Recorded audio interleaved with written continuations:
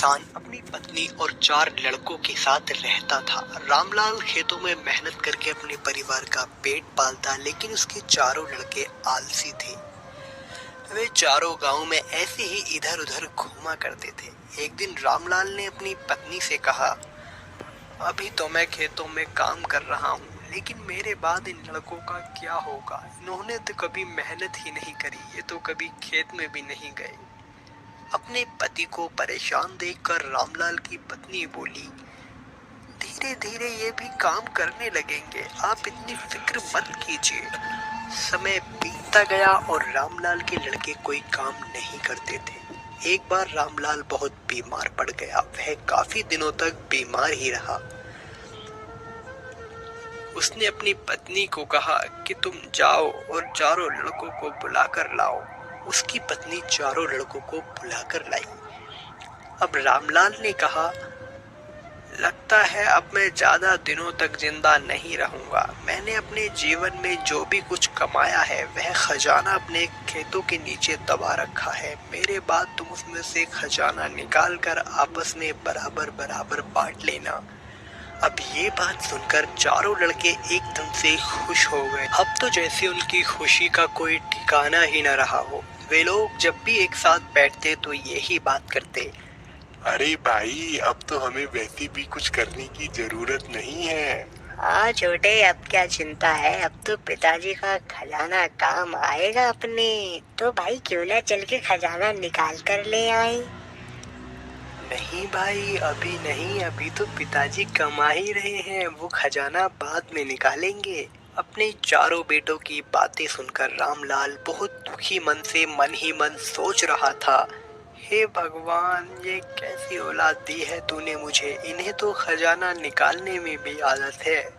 कुछ समय बाद रामलाल की मृत्यु हो गई। रामलाल की मृत्यु के बाद अब कोई कमाने वाला नहीं बचा था। एक दिन रामलाल की बीवी ने अपने बच्चों से कहा, देखो बच्चों, अब कमाने वाले तुम्हारे पिताजी तो रहे नहीं। अब तो जो करना है वो तुम्हें ही करना है। अब तुम चारों कहीं काम ढूंढ लो, नहीं तो अपने खाने के लिए भी लाले पड़ जाएंगे।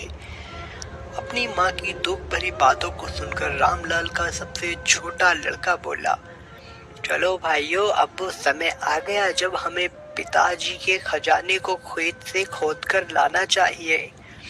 ऐसा कहने पर बाकी भाइयों ने भी सहमति दिखाई। अब चारों भाई खजाना निकालने की इच्छा लिए अपने खेतों की ओर जाने लगे। वे सब आपस में एक दूसरे को जाहिर नहीं करना चाहते थे, लेकिन मन ही मन वो सब बहुत खुश थे, क्योंकि अब वो समय आ ही गया जिसका इंतजार उन्हें बहुत समय से था। खेत में पहुंचकर उनमें से एक भाई बोला, चलो भाइयों, अब काम शुरू करते हैं। थोड़ी देर में अंधेरा होने वाला है और रात से पहले पहले हमें खजाना ढूंढकर निकलना है। हाँ भाई, हम ऐसा करते हैं, हम सब अलग अलग फैल जाते हैं और फिर खजाने की तलाश करते हैं। उन्होंने सुबह से लेकर शाम तक सारा खेत खोद दिया, लेकिन उनको कोई भी खजाना नजर नहीं आया। खजाना न मिलने की वजह से चारों भाई बहुत परेशान थे।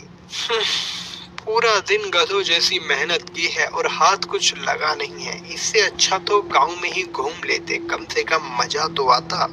हाँ भाई, मुझे तो लगता है पिताजी ने हमें बेवकूफ बना दिया है। अरे तुम लोग पागल हो गए हो क्या? अब ये सोचो कि आगे अपना गुजारा कैसे चलेगा। अब अपने पास कोई खजाना नहीं है। अरे मैं तो बहुत ज्यादा थक गया हूँ, अब तो बस घर जाकर आराम से सोऊंगा, कल की कल देखेंगे। चारों भाई बहुत उदास मन से घर आते हैं और अपनी माँ से कहते हैं, अरे ओ माँ, पिताजी ने हमसे झूठ बोला था, उस खेत में हमें कोई खजाना नहीं मिला। अपने बेटे के मुंह से ऐसी बात सुनने पर रामलाल की पत्नी बोली, तुम्हारे पिताजी ने जीवन में यही घर और खेत ही कमाया है, लेकिन अब तुमने खेत खोद ही दिया है तो ये लो, उसमें बीज भी डाल दो। अपनी माँ का दिल रखने के लिए रामलाल के बेटे बीज लेकर खेतों की ओर चल दिए और चारों ने पूरे खेत में बीज डाल दिए। खेत से आकर चारों भाई एक साथ मिलकर अपने पिताजी की बुराई करने लगे, लेकिन वहीं रामलाल की पत्नी अपने बेटों के मुंह से अपने पति की बुराई सुनकर मन ही मन बहुत उदास थी। इसके कुछ दिन बाद एक, देखो मैं तुम्हें खजाने का असली पता बता दूंगी, लेकिन उससे पहले तुम्हें मेरा एक काम करना होगा। कौन सा काम माँ? तुम्हें अपने खेतों को पानी देना होगा। ऐसा सुनकर चारों भाई खुश हो गए कि इतने आसान काम के बदले हमें खजाना मिल जाएगा। उन लोगों ने खेतों को पानी देने का निश्चय किया और खेतों की ओर चल पड़े। पूरे दिन बहुत मेहनत से चारों भाइयों ने खेतों में पानी दिया और शाम को घर आकर माँ से कहा, माँ तुम्हारे कहे अनुसार हम लोग खेत में पानी देकर आए हैं। अब तुम अपना वादा पूरा करो। अब तुम हमें खजाने का पता बता दो ताकि हम वहाँ जाकर खजाना लेकर आ जाएं। ऐसा सुनकर रामलाल की पत्नी बोली, बच्चों अभी तो घर में खाने के लिए राशन है, जब राशन खत्म हो जाएगा तब हम लोग खजाना निकाल लेंगे। ऐसे में चारों बच्चे भी अपनी माँ की बात से सहमत हो गए। आखिर उन्हें भी तो पूरा आलस था काम न करने का। कुछ समय बाद रामलाल के बेटों द्वारा बोई गई फसल पककर तैयार हो गई, जिसके बाद रामलाल की पत्नी अपने बेटों को खेत पर लेकर गई और फसल की ओर दिखाते हुए कहा, क्यों बच्चों, यही बताया था ना तुम्हारे पिताजी ने खजाना, तो वो देखो वो लहरा रहा तुम्हारा खजाना। इसे बाजार में बेचकर आओ और वापस आते हुए घर का राशन भी लेते आना।